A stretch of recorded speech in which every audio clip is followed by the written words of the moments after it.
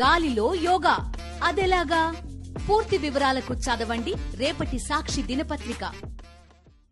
Mother Teresa జయంతి సందర్భంగా YS Jagan నివాళులర్పించారు. పేద ప్రజలు, రోగ పీడితులు, కుష్టు వ్యాధిగ్రస్తులు, అనాథ పిల్లలే తన ఆస్తిగా భావించి వారిని అక్కున చేర్చుకున్న మానవతామూర్తి మదర్ తెరిసా అని కొనియాడారు వైఎస్ జగన్. ఎంతో మంది అనాథలు, అభాగ్యుల జీవితాల్లో వెలుగులు నింపి పేద పిల్లలకు విద్యా బుద్ధులు చెప్పించి వారి భవిష్యత్తుకు బంగారు బాటలు వేసిన మహోన్నతురాలు మదర్ తెరిసా అన్నారు. ఈ మేరకు ఎక్స్లో ట్వీట్ చేశారు వైఎస్ జగన్. గజపతి నగరం అసెంబ్లీ సెగ్మెంట్ ఈవీఎం తనిఖీపై అనుమానాలు వ్యక్తమవుతున్నాయి. గజపతి నగరం నియోజకవర్గం పోలింగ్ బూత్ నెంబర్ 20 అలాగే పెదకాద ఈవీఎంలు తనిఖీ చేయాలని వైఎస్ఆర్సీపీ నేతలు ఈసీకి ఫిర్యాదు చేశారు. వీవీప్యాట్లు లెక్కించాలని వైఎస్ఆర్సీపీ నేతలకు కంప్లైంట్ ఇచ్చారు. అయితే ఫిర్యాదుకు ఏమాత్రం సంబంధం లేకుండా మాక్ పోలింగ్ నిర్వహించడంపై పలు అనుమానాలు వ్యక్తమవుతున్నాయి. విశాఖ రైల్వే జోన్ కు తీవ్ర అన్యాయం జరుగుతోంది. దశాబ్దాలుగా రైల్వే జోన్ కళ నెరవేరటం లేదు. తాజాగా విశాఖకు రైల్వే జోన్ ఇవ్వకుండానే ఒడిశాలోని రాయగఢ్ డివిజన్ కు టెండర్లను పిలిచింది కేంద్ర ప్రభుత్వం. బాల్తేరు డివిజన్ రద్దు దిశగా అడుగులు వేస్తుంది. 2019 ఎన్నికలకు ముందు రైల్వే జోన్ ఇస్తామని కేంద్రం ప్రకటించింది. అయితే గత ప్రభుత్వం భూమి ఇచ్చినా కేంద్ర ప్రభుత్వం మాత్రం ముందుకు రాలేదు. రైల్వే జోన్ పై మాటలకే పరిమితం అవుతుంది. అయితే కూటమి ప్రభుత్వం కూడా రైల్వే జోన్ ఏర్పాటులో కేంద్రంపై ఒత్తిడి తేవటం లేదు. తెలంగాణలో మరో సంచలన స్కామ్ వెలుగులోకి వచ్చింది. సీఎంఆర్ఎఫ్ నిధుల కోసం నకిలీ బిల్లులు సృష్టించి సర్కారుకు టోపీ పెట్టారు. ఈ వ్యవహారంపై సీరియస్ అయిన ప్రభుత్వం సిఐడి విచారణకు ఆదేశించింది.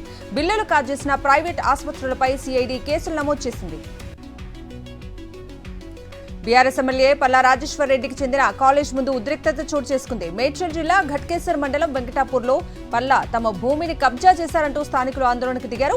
11 ఎకరాలకు పైగా భూమికి కబ్జా చేశారని, తమకు న్యాయం చేయాలంటూ స్థానికులు ఆరోపించారు. పల్లాకు చెందిన నీలిమ మెడికల్ కాలేజ్ వద్ద మీడియా సమావేశం ఏర్పాటు చేసేందుకు ప్రయత్నించారు. అయితే కోర్టు పరిధిలో ఉన్న అంశంపై ఎలా ధర్నా చేస్తారని పల్లా అనుచరులు ప్రశ్నించడంతో ఉద్రిక్తత చోటు చేసుకుంది. ఫీల్డ్ అసిస్టెంట్ల పోస్టుల నియామకాల్లో టీడీపీ నేత సోమిరెడ్డి చంద్రమోహన్ రెడ్డి అవినీతికి పాల్పడ్డారని తెలిపారు మాజీ మంత్రి కాకాని గోవర్ధన్ రెడ్డి. మిత్రపక్షమైన బీజేపీ నేత పోస్టింగ్ కోసం వెళ్తే 3 లక్షల రూపాయలు డిమాండ్ చేశారని, ఆ విషయాన్ని పెంచలయ్య అనే వ్యక్తి మీడియా సాక్షిగా వెల్లడించారని తెలిపారు. అయితే దళితుడు పెంచలయ్య తన ఆవేదనను సోషల్ మీడియాలో షేర్ చేస్తే పోలీసులు కేసులు పెట్టి వేధిస్తున్నారని తెలిపారు.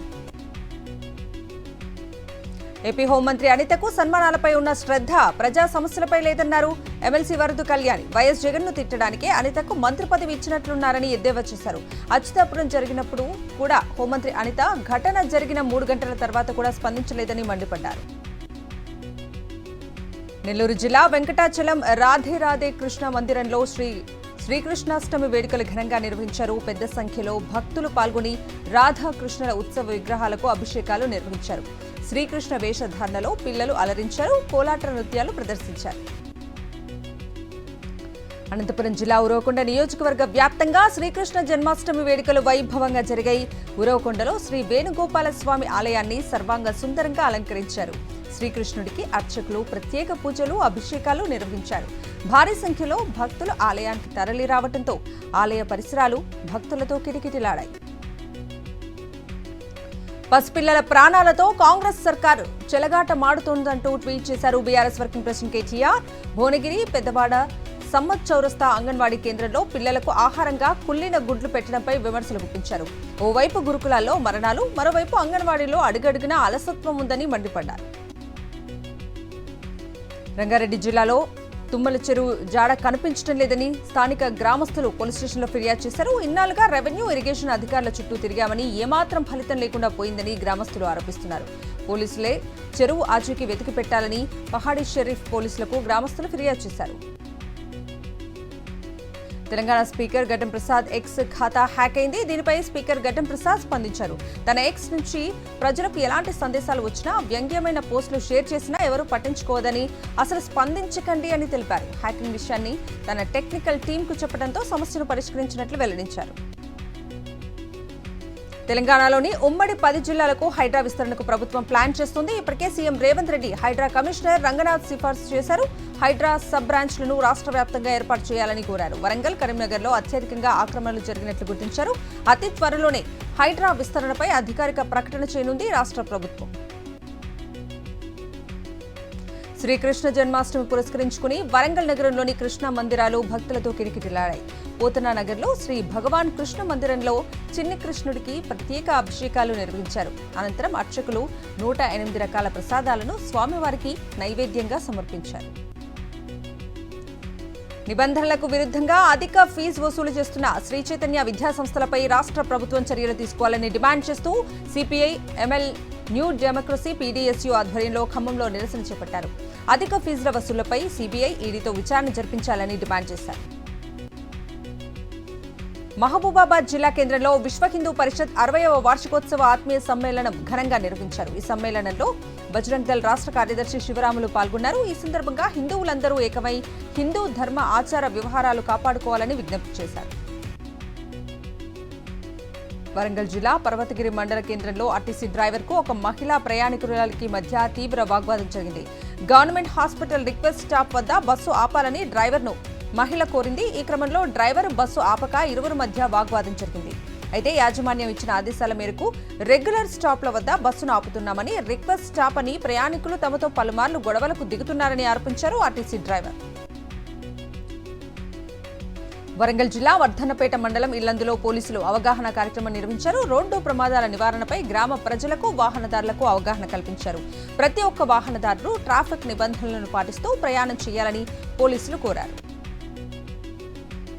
రాజన్న సిరిసిల్ల జిల్లా వేములవాడలోని శ్రీ రాజరాజేశ్వర స్వామి దేవస్థానంలో అంతర్గత బదిలీలు కలకలం రేపుతున్నాయి. ఆలయంలో ఏసీబీ అధికారులు దాడులు, దేవాలయంపై వస్తున్న వరుస కథనాలతో ఈవో వినోద్ రెడ్డి 20 మంది ఉద్యోగులను అంతర్గతంగా బదిలీలు చేశారు. ఇక కొన్ని డిపార్ట్మెంట్లలో తీవ్ర అవకతవకలు జరగడంతో 3 ఉద్యోగులను సస్పెండ్ చేశారు.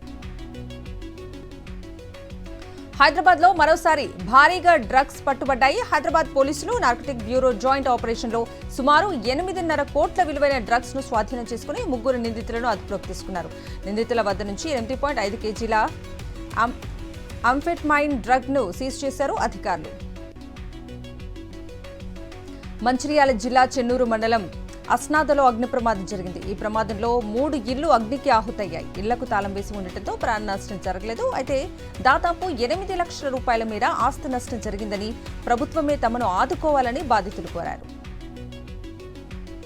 అల్లూరు సీతారామరాజు జిల్లా చింతపల్లి ప్రభుత్వ ఆసుపత్రిలో అగ్ని ప్రమాదం జరిగింది. షార్ట్ సర్క్యూట్తో ఆసుపత్రిలో మంటలు చెలరేగాయి. వార్డుల్లో పొగ రావడంతో గర్భిణీ స్త్రీలు అవస్థలు పడ్డారు. కాకినాడ జిల్లా తునిలో గంజాయి మత్తులో యువకుడు వీరంగం సృష్టించాడు. అర్ధనగ్నంగా రోడ్డుపై వెళ్తున్న వారిని చంపేస్తానంటూ కేకలు వేస్తూ హల్చల్ చేశాడు. దీంతో మత్తులో ఉన్న యువకుడిని స్థానికులు పట్టుకుని ప్రభుత్వ ఆసుపత్రికి తరలించారు. బాపట్ల జిల్లా మార్టూరు మండలం చిమ్మిరిబండ గ్రామ శివారులో సినీ ఫక్కీలో భారీ చోరీ జరిగింది.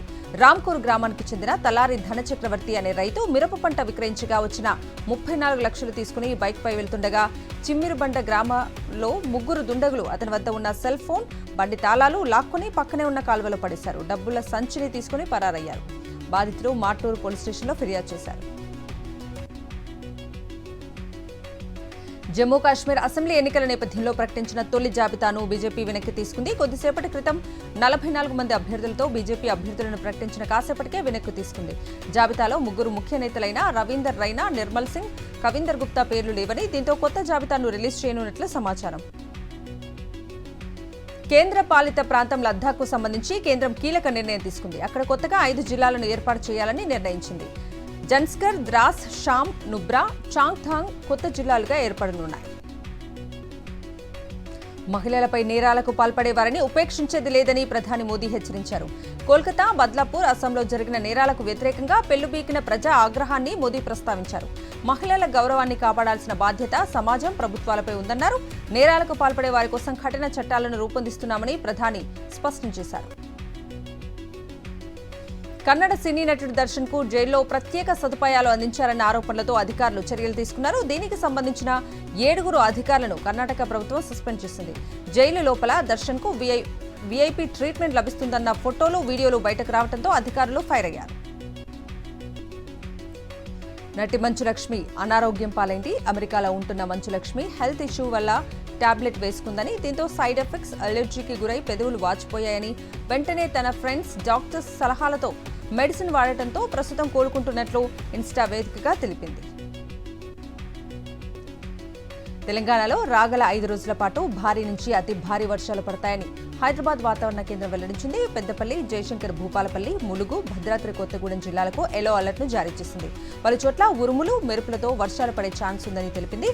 గంటకు 30 నుంచి 40 కిలోమీటర్ల వేగంతో గాలులు వీస్తాయని వెల్లడించింది వాతావరణ శాఖ.